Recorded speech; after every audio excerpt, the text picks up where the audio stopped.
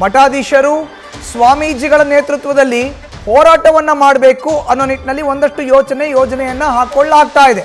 ಆಂದೋಲನ ಶುರು ಮಾಡಬೇಕು, ಎಲ್ಲ ಮಠದ ಶ್ರೀಗಳನ್ನ ಕೂಡ ಒಂದೇ ವೇದಿಕೆಯಲ್ಲಿ ಸೇರಿಸಬೇಕು ಅಂತ.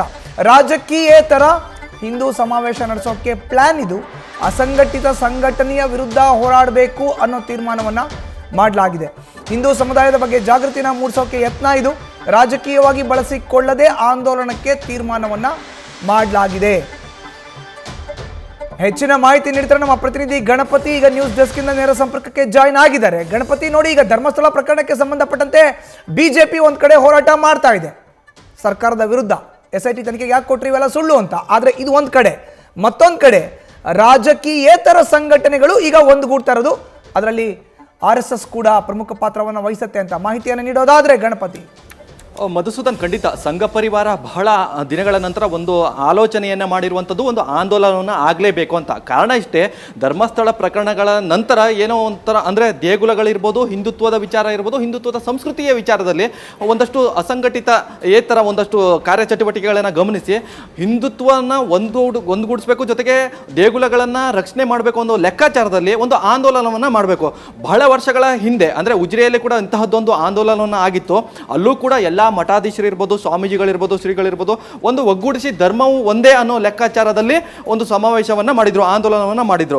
ಈ ನಿಟ್ಟಿನಲ್ಲಿ ಇಂತಹದ್ದೇ ಒಂದು ಆಂದೋಲನವನ್ನು ಆಗಬೇಕು ಅಂತ ಈಗ ಸಂಘ ಪರಿವಾರ ಒಂದು ಚಿಂತನೆಯನ್ನು ಮಾಡ್ತಾ ಇರುವಂಥದ್ದು. ಇನ್ನೇನು ಕೆಲವೇ ದಿನಗಳಲ್ಲಿ ಒಂದು ಬೈಠಕ್ ನಡೆಯುತ್ತೆ. ಆ ಬೈಠಕಲ್ಲಿ ಒಂದಷ್ಟು ಚರ್ಚೆ ಮಾಡ್ತಾರೆ, ಅಂದರೆ ಎಲ್ಲಿ ನಡೆಸಬೇಕು ಈ ಆಂದೋಲನವನ್ನು, ಜೊತೆಗೆ ರಾಜಕೀಯೇತರ ಇರುತ್ತೆ, ಜೊತೆಗೆ ಇಲ್ಲಿ ಜಾತಿಗಳಿರಲ್ಲ, ಒಂದು ಧರ್ಮವನ್ನು ಲೆಕ್ಕಾಚಾರ ಇಟ್ಕೊಂಡು ಎಲ್ಲ ಸಮುದಾಯದ ಸ್ವಾಮೀಜಿಗಳನ್ನು ಸೇರಿಸಿ ಒಂದು ಹಿಂದುತ್ವ ಇರ್ಬೋದು, ಜೊತೆಗೆ ಹಿಂದುತ್ವದ ದೇಗುಲಗಳಿರ್ಬೋದು ಎಲ್ಲವನ್ನು ಕೂಡ ರಕ್ಷಣೆ ಮಾಡುವ ನಿಟ್ಟಿನಲ್ಲಿ ಒಂದು ಆಂದೋಲನವನ್ನು ಮಾಡಲಿಕ್ಕೆ ಈಗಾಗಲೇ ಸಂಘ ಪರಿವಾರ ಲೆಕ್ಕಾಚಾರವನ್ನು ಹಾಕಿರುವಂಥದ್ದು. ನೋಡಿ, ಈಗ ನಡೀತಿರುವಂಥದ್ದು ಒಂದು ಬಿಜೆಪಿ ಇರ್ಬೋದು ಅಥವಾ ಒಂದಷ್ಟು ಕಾಂಗ್ರೆಸ್ ಇರ್ಬೋದು, ಒಂದಷ್ಟು ರಾಜಕೀಯ ಲೆಕ್ಕಾಚಾರದಲ್ಲಿ ಒಂದು ಬಳಕೆ ಮಾಡಿಕೊಳ್ಳಲಾಗ್ತಾ ಇದೆ. ಹೀಗಾಗಿ ನಾವು ರಾಜಕೀಯೇತರ ಒಂದು ಆಂದೋಲನವನ್ನು ಮಾಡುವಂಥ ಲೆಕ್ಕಾಚಾರದಲ್ಲಿ ಸಂಘ ಪರಿವಾರ ಮುಂದಾಗಿರುವಂಥದ್ದು.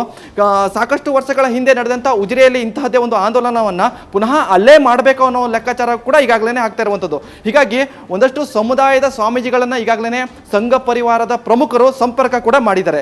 ಈ ನಿಟ್ಟಿನಲ್ಲಿ ಯಾವಾಗ ನಡೆಯುತ್ತೆ ಅನ್ನೋದು ಕೂಡ ಈಗಾಗಲೇ ಲೆಕ್ಕಾಚಾರ ಹಾಕಲಾಗಿದೆ. ಒಟ್ಟಿನಲ್ಲಿ ಹೇಳೋದಾದ್ರೆ ಧರ್ಮಸ್ಥಳದ ಪ್ರಕರಣಗಳ ನಂತರ ಸಂಘ ಪರಿವಾರ ಎಚ್ಚೆತ್ತುಕೊಂಡು ಹಿಂದುತ್ವವನ್ನು ಉಳಿಬೇಕು, ಧರ್ಮ ನಿನ್ನನ್ನು ರಕ್ಷಣೆ ಮಾಡಿದ್ರೆ ಧರ್ಮವನ್ನು ನೀವು ರಕ್ಷಣೆ ಮಾಡಬೇಕು ಅನ್ನೋ ಲೆಕ್ಕಾಚಾರದಲ್ಲಿ ಈಗಾಗಲೇ ಸಂಘ ಪರಿವಾರ ಈ ಘೋಷಣೆ ಅಡಿಯಲ್ಲಿ ಒಂದು ಆಂದೋಲನಕ್ಕೆ ಲೆಕ್ಕಾಚಾರವನ್ನು ಹಾಕ್ತಿರುವಂಥದ್ದು. ಮಧುಸೂದನ್, ಧನ್ಯವಾದ ಗಣಪತಿ ನಿಮ್ಮ ಮಾಹಿತಿಗೆ. ನ್ಯೂಸ್ ಫಸ್ಟ್, ನಿರ್ಭೀತಿಯಿಂದ ನಿಮ್ಮ ಪರವಾಗಿ.